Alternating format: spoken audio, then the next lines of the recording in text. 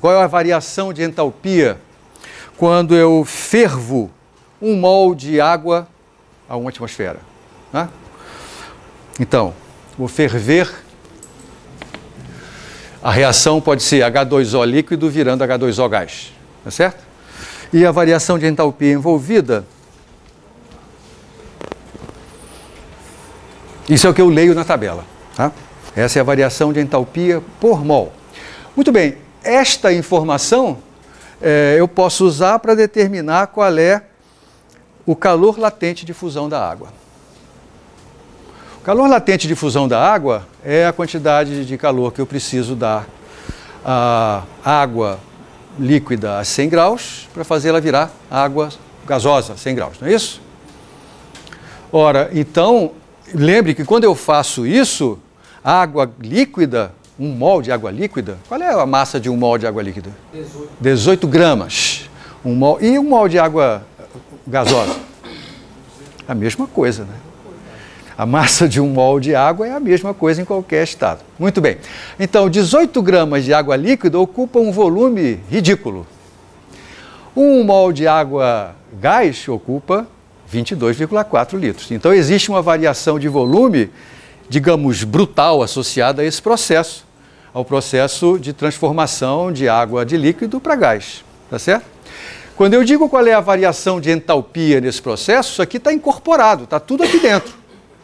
Não só a mudança na energia interna do sistema, e outra vez aqui eu tenho parcelas não térmicas envolvidas, porque depende do grau de arrumação dessas moléculas, de como elas estão organizadas entre si, não é?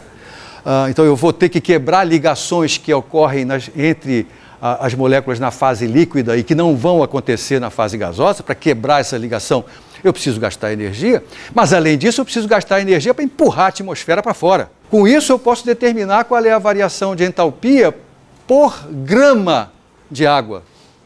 É fácil. Variação de entalpia por grama é esse número dividido pela massa de 1 mol em gramas. Isso aqui dá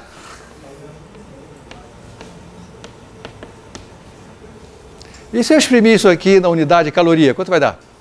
540 calorias por grama. É o calor latente de vaporização da água. De fato, é esse número que você obtém aqui. Nós poderíamos determinar qual é a parcela que está associada ao trabalho necessário para criar espaço para a água a vapor existir. Como é que a gente faria isso? Veja, eu estou criando aqui um procedimento que é mais ou menos o mesmo que eu já realizei antes. Eu usei a tabela para falar sobre a variação de entalpia e o significado dela no caso de 1 grama. Lembre que ΔH, se o único trabalho que está sendo feito é um trabalho de compressão, nós provamos isso na aula passada, que ΔH é igual a Q. E é por isso que entalpia é simbolizada pela letra H de heat em inglês. Né? Muito bem, mas nessa variação de entalpia que está envolvida no processo de vaporização da água, uma parcela tem que ser usada para afastar o ambiente, para criar espaço para esse mol de água a vapor existir. Então vamos determinar quanto é essa parcela, qual é esse trabalho que eu tenho que fazer. Uma vez feito isso, a gente vai determinar facilmente qual é a variação de energia que está associada à passagem da água líquida para a água sólida, quebrando a ligação que existe entre as moléculas na água líquida. Como é que a gente faz então a conta para descobrir qual é o trabalho de compressão ou de expansão, nesse caso, necessário para criar espaço para a água gasosa? Processo a pressão constante. Como é que eu calculo isso então? P ΔV, a gente já fez isso agora há pouco. Mas esse ΔV aqui quanto vale? Esse ΔV vale o volume do gás, porque o volume do líquido é desprezível. Então, na verdade, eu vou dizer que esse P ΔV, que é o trabalho de expansão que foi necessário para criar espaço para o gás, é, nesse caso, igual a PV. E como é que a gente faz essa conta? Outra vez, a água, gás, né, nessas condições aqui, eu vou modelar por um gás ideal. Num gás ideal, PV é igual a quanto? isso é Nzinho RT, Nzinho é 1, portanto isso aqui é RT. –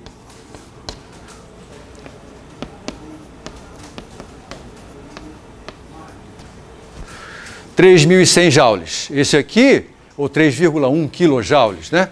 Isso aqui é o trabalho de expansão que foi necessário para criar espaço para 1 mol de água. Isso aqui equivale a um pouco menos de 10% do total, né? Então, se eu dividir isso aqui pela quantidade de moléculas num mol, eu vou ter a variação, o trabalho de expansão necessário por molécula.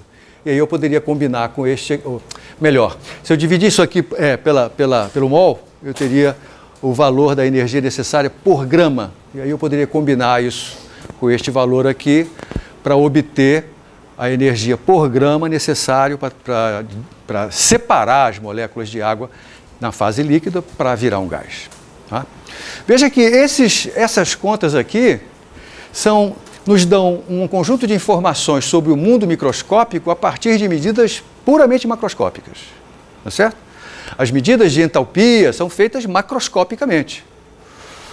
E com isso, mais o conhecimento do número de Avogadro, que é importante nessa brincadeira, mais a concepção microscópica que nós obtivemos aqui a partir do modelo de gás ideal, nos permite obter informações importantes sobre o mundo microscópico. A título de exemplo, eu queria também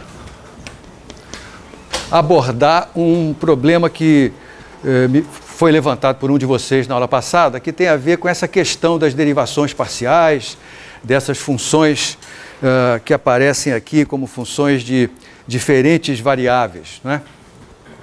E esse exemplo é assim, ó, imagine que eu tenho uma função w de x e y que seja o produto de x por y, e que x, por sua vez, seja uma função de y e z, que é y vezes z.